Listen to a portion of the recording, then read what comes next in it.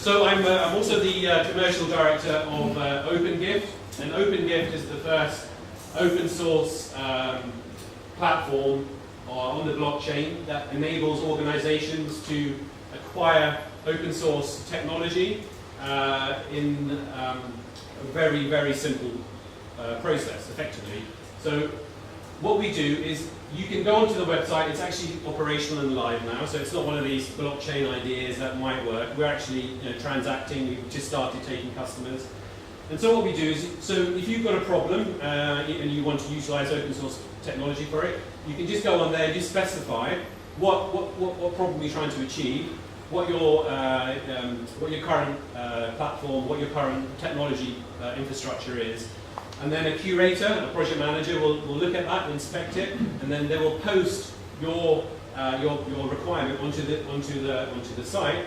And currently, we've got about 500 developers signed up to our network, but we also affiliated to lots of other open source networks. So we've got about 30,000 very capable open source developers. And so what they then do is they'll get the project, they'll then break it down into its core component parts of technology that's required to be built, give you an estimate on what the cost would likely be, and what open source existing technology can be utilized to achieve that goal. Then we will give you a target in terms of a bounty, what we call a bounty, of what the cost would be to develop that and make those changes so that you can implement that open source technology to achieve your needs. Say for argument's sake it was £1,000. What we then do is we then go out to the community of potential other organizations that would also benefit from that same technology, and then we market that solution to them and see if there are any other takers who are interested in utilizing some or all of that technology.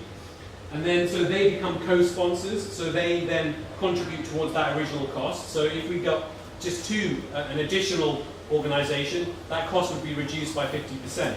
So you can see how the cost benefits work very clearly from the client's point of view.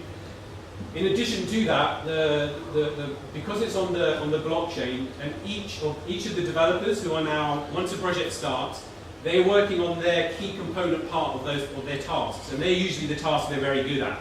And then every time they've finished their part of the task, it gets peer reviewed by other developers all on the blockchain. And the peer review process is partly how they earn their tokens, their money from being incentivized to always provide top quality code. And then because developers are very proud people, they want to develop the best code, they all want to be peer reviewed to the best that they possibly can be. So there's a very high level of quality of code that's produced. So much so that you don't need to rely as much on your own, perhaps, internal project management or internal skills or third-party organizational skills to project manage it, because you get your own small sort of project manager in the project. So, and that's effectively what it does. So it enables you to get the solution that you're after, utilize open source technology, and hopefully everybody already understands the benefits of that and why that's good for you and everybody else. But also it reduces the risk of projects going wrong as well. So because all this already exists, it's going to be much more likely to come out with the outcome that you wanted to, and not end up developing something that doesn't fit the purpose anyway. And more than that, you're also likely to get the code delivered quicker than if it was just pure proprietary software starting from scratch, right? So you get it quicker, you get it cheaper, and you get good quality code. So they're all quite good salient points, we believe. But yeah, fire away. Yeah, I like the idea very much, but from my experience, the tricky point is that the customer normally don't know what they need. They don't know they will. Yes, yeah. So that's a very good point. And so one of the things that I've always done when managing projects is I always do a very simple terms of reference. I don't know if you guys do one as well, but I used to work for Capgemini, and one of the ones they use is something called BOSCAR, background, objective, scope, capability, roles, assumptions. You do that in a Word document with the customer. It sets out what they're trying to achieve, who do they think, it really helps to overcome some of that And you're right, most projects fail simply because they don't even do a terms of reference and they don't understand what they need. But that's a separate. I think that's a separate point. It's eventually rather for smaller tasks. I mean, big projects when you go agile and so it's an iterative process, and then maybe you have. This isn't really designed to build the next operating system. It works very well for smaller tasks, smaller projects, ones that can be broken down into bite-sized tasks. But for most, it should be quite appealing to cooperatives and social enterprises and to charities, because most of those don't have huge budgets if they're trying to achieve simple things. But more than that, most organisations don't even have the skill sets or the resources to know how to use open source technology. They don't have, and if they did, it's a lot easier for a lot of them to just pay and buy proprietary software because they don't have that skill set. So part of the solution, where there's a bridge between what we're doing in Social Enterprise UK and providing those support services for social enterprise and hopefully cooperatives and charities as well, is to then enable them to think about being able to reduce their costs, operational costs, using everything from ERP Next as an example, which is a really good ERP open source bit of kit, to all sorts of different solutions that already exist. And if more organisations were again using similar open source technologies, then the collaboration between them all becomes that much easier as well, effectively. A couple of questions. One, how does OpenGift fund itself? And yep. two, if the software that you develop has to be run on a server, how do you help the customer with ongoing deployment? Okay.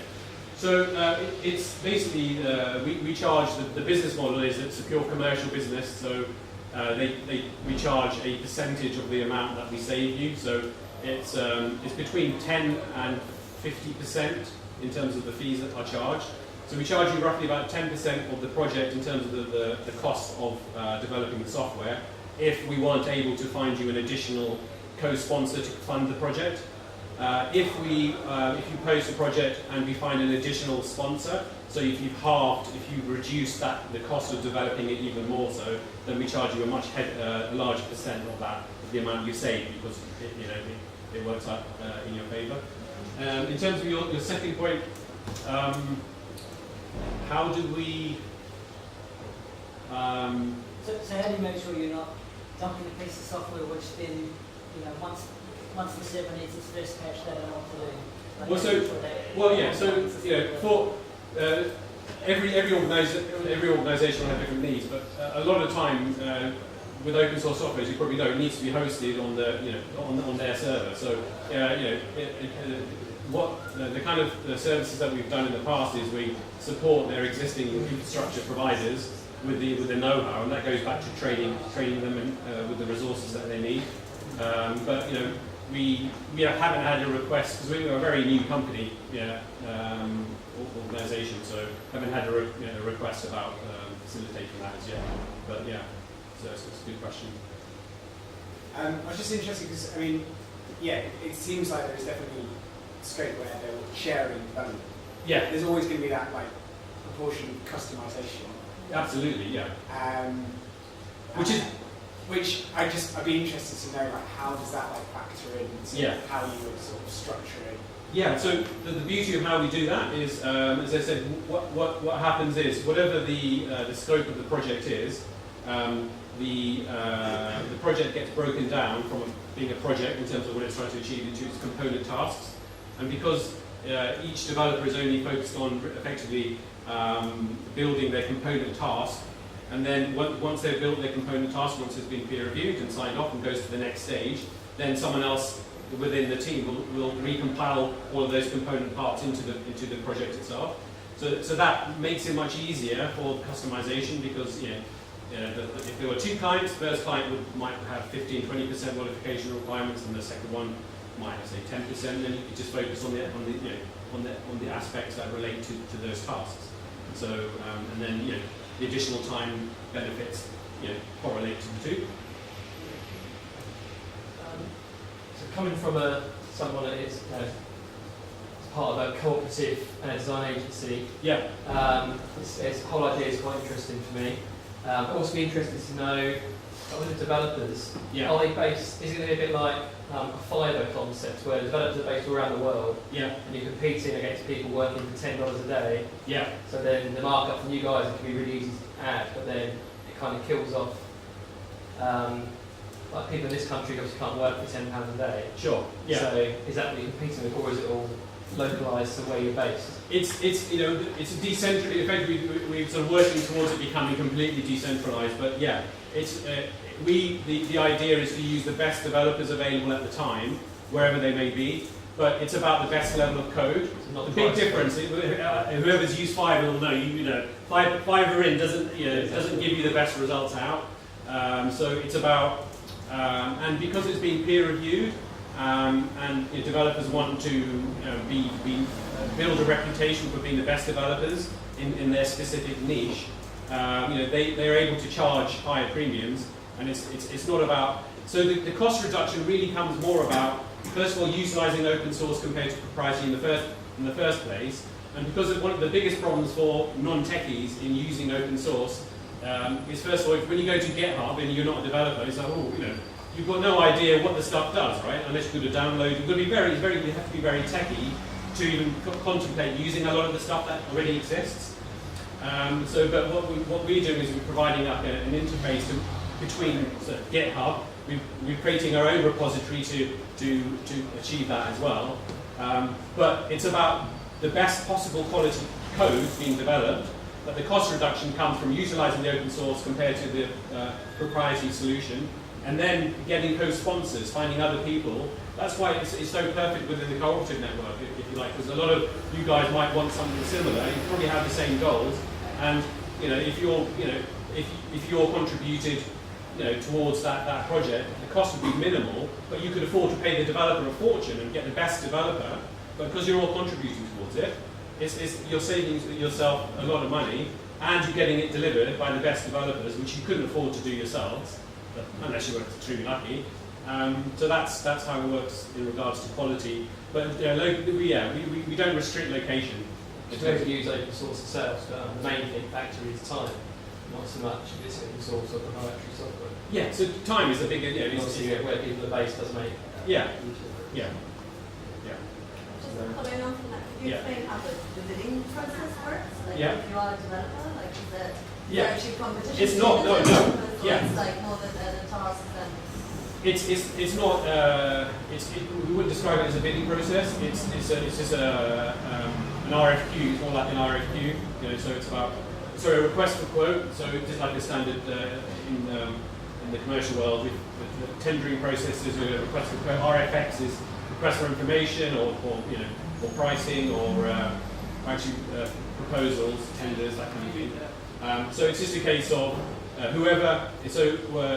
when the project is posted, it goes into the developer community, it goes onto our own network and other networks as well. And then whoever responds, because it's about whose availability. A lot of these best developers are quite busy as well, so if you can get a slice of their time, when they've got downtime, and utilise that, it's a win-win for everyone. If you're taking projects from GitHub, for example, Yeah. you'll then do further developments in OpenGift. Yeah.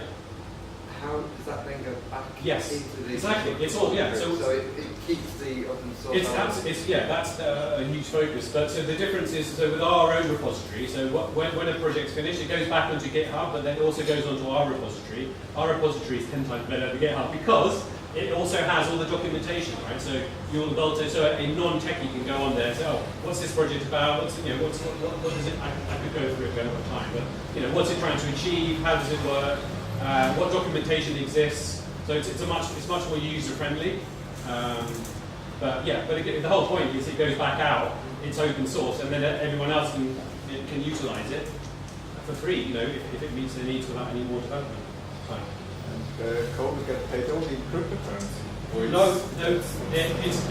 So we've got our own currency, which is it's a utility token. So, but they we are an exchange as well. So they can convert their tokens at any time and convert it for fiat currency of their choice. For the fluctuation. No, we don't want to be a speculative like cryptocurrency. We're not a cryptocurrency, so it's a utility token. So the key difference is it's not about speculation or making money. People are using it so that it facilitates the use of the platform, but people can convert their tokens at any time into fiat currency. Is OpenGift itself cooperatively or socially owned? No. It's a for-profit company. Does it in any way prioritise social enterprise developers? So the reason I've got, because I've only quite recently been involved with OpenGift, about 3 months, and so the reason I approached them is I was looking to see what the best solution would be for me to provide to the different networks I'm trying to integrate at the moment. So there's social enterprises, charities, and cooperatives as well. So we as an organisation, so Smart Dealmaker, done a partnership deal with OpenGift. So we'll give favourable terms, discounts on the normal fees for sure. But the whole point of me doing it, so the way Smart Dealmaker is a social enterprise itself, the way we give back our 51% of our profits is we're here to support social enterprises and cooperatives. So we want to use our profits to invest into creating all of this infrastructure and to providing the support services like you said about how you support with the infrastructure on the servers, right? That's hard, but it's very easy for one a savvy organisation to provide that to all of the cooperative movement, right? That'd be really easy, really low cost of achieving that goal, and everyone benefits in the network. So that's what we'll be working on. Thank you very much. Cool, thank you.